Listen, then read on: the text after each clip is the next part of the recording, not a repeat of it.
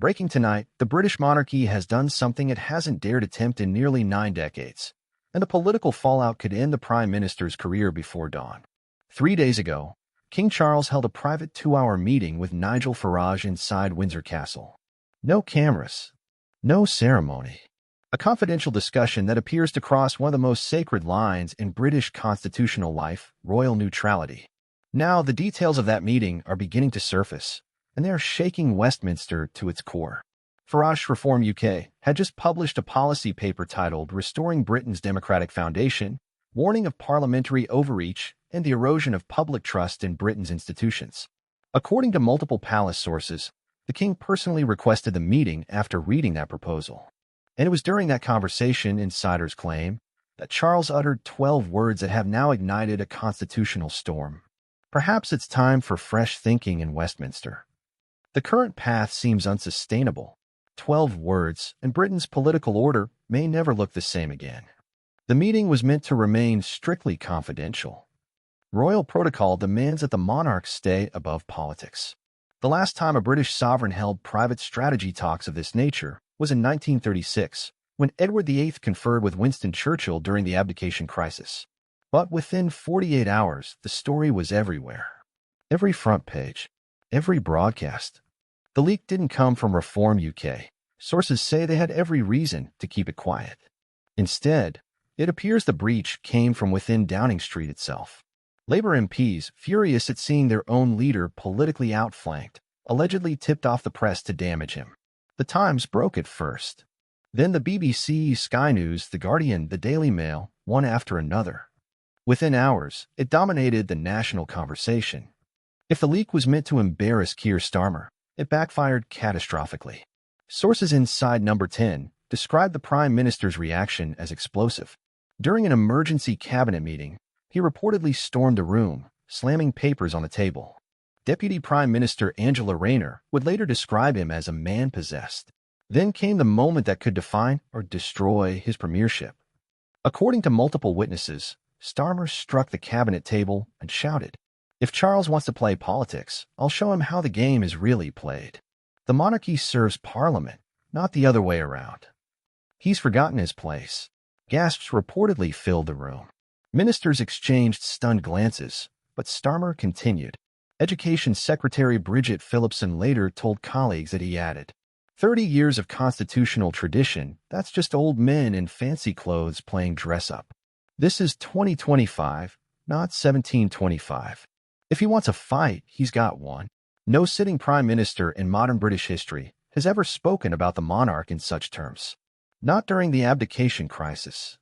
Not during the Diana years. Not ever. Within hours, the Prime Minister's remarks had leaked. Civil servants whispered to journalists. Aides texted contacts across Westminster.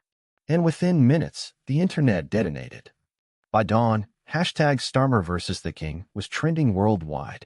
Pro-monarchy accounts flooded social media, resurfacing Starmer's old speeches and branding him a closet Republican. Memes went viral. Starmer dressed as Oliver Cromwell. Starmer under a guillotine. Starmer tearing up the Union Jack. The tone was vicious, the reach immense. And it wasn't just conservatives joining the pile-on. The reaction from traditional Labour supporters was immediate and devastating. Margaret Thompson, a 68-year-old retired teacher from Liverpool, posted a short TikTok that went viral overnight, drawing more than 2.3 million views in just 24 hours. Looking straight into the camera, she said calmly, "I stood by Labour through Thatcher. I stood by Labour through Blair. But attacking our king, that's not the Labour Party I know. That's not Britain." Her words struck a chord. The comment section filled with thousands of similar messages. Lifelong Labour voters expressing betrayal, former activists announcing they were returning their membership cards. The party wasn't just losing votes. It was losing its very identity. Then came the data that confirmed the damage. A YouGov emergency poll conducted less than 18 hours after the story broke revealed that 73% of Britons believed Starmer had gone too far. Labour's national approval rating collapsed from 42% to 28% in a single day. In Labour's historic heartlands, Liverpool, Newcastle, Manchester, support plunged by double digits. Nearly half of previous Labour voters said they were now reconsidering their allegiance. But one statistic alarmed strategists most. Among voters aged over 55, the demographic that turns out most reliably at the ballot box, Labour support fell to just 19%. Among women over 40, it dropped to 22%. This wasn't a fluctuation. This was a political freefall, the kind that redraws electoral maps and topples governments. And through it all, King Charles has remained absolutely silent. Not a word. Constitutional scholars are calling it one of the shrewdest moves of his reign. Professor Sarah Matthews of Oxford University explained, "The monarchy survives by staying above politics. By saying nothing, the king leaves the prime minister twisting in the wind. Each hour of royal silence amplifies public anger. The crown appears calm, dignified, while Starmer looks increasingly volatile.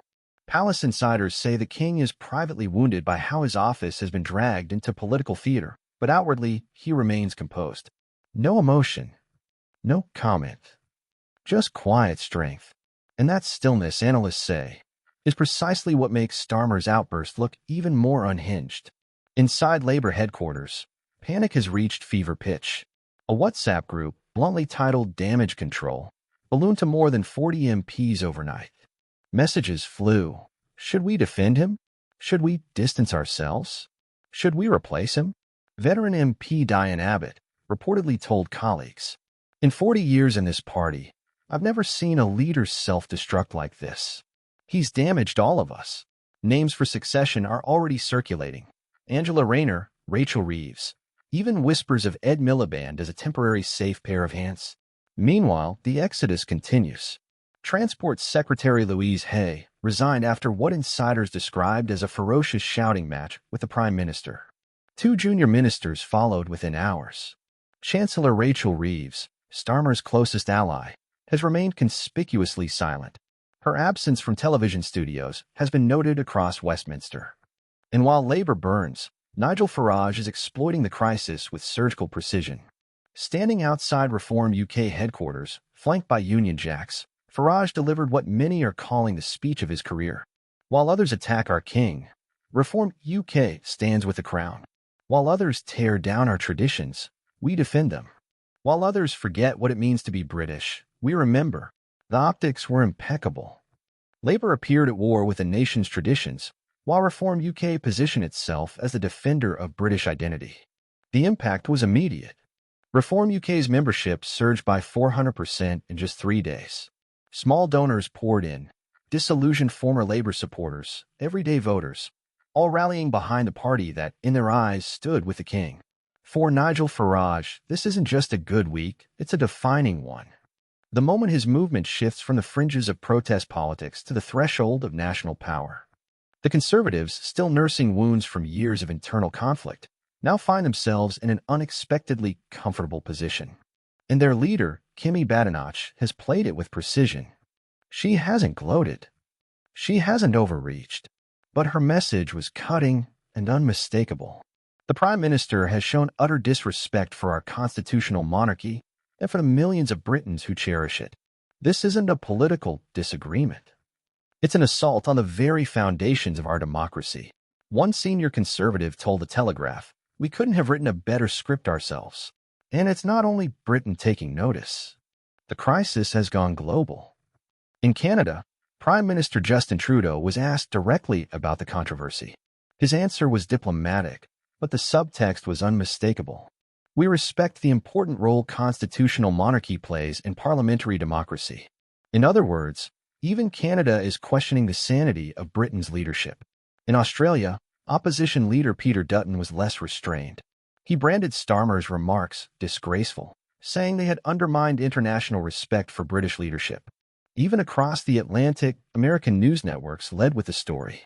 Anchors stared in disbelief as clips of Starmer railing against old men in fancy clothes rolled across their screens. Britain, long seen as a symbol of stability, had become the punchline of global politics. By the end of the week, the numbers were brutal. Labour had slumped to 26%. Reform UK surged to 24%.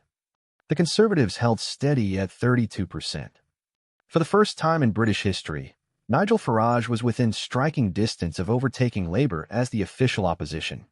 Inside the Parliamentary Labour Party, despair turned to open revolt. Backbench MPs held late-night calls, whispering about letters of no confidence. Senior figures admitted privately what many were already thinking. Keir Starmer was finished. The question was no longer if he would fall, but when. So, where does Britain go from here?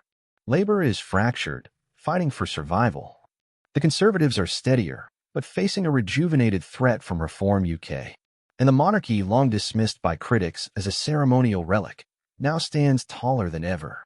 By saying nothing, King Charles has reminded the nation why the crown endures: dignity, restraint, and quiet permanence. While politicians lash out and governments unravel, the monarch remains unshaken, above the chaos, untouchable. Meanwhile, Starmer's fury has done the opposite. It has reminded voters why populist anger can be politically fatal, why institutions matter, and why attacking the monarchy remains the fastest route to self-destruction in a country where nearly 7 in 10 Britons still support the crown. Constitutional experts are already calling this the defining crisis of 21st century British politics. Not because of what happened, but because of what it revealed: that the monarchy, written off by many as an outdated formality, still commands deep, instinctive loyalty. That Parliament's power is not absolute. And that tradition in Britain is not just sentiment, it's strength. This wasn't merely a scandal. It was a turning point. And it's far from over. Will Starmer resign? Will Labour move to force him out? Could Reform UK, for the first time in history, replace Labour as the official opposition? Those are the questions defining this extraordinary moment in British politics. History isn't just being written. It's being rewritten, and we're witnessing it unfold in real time.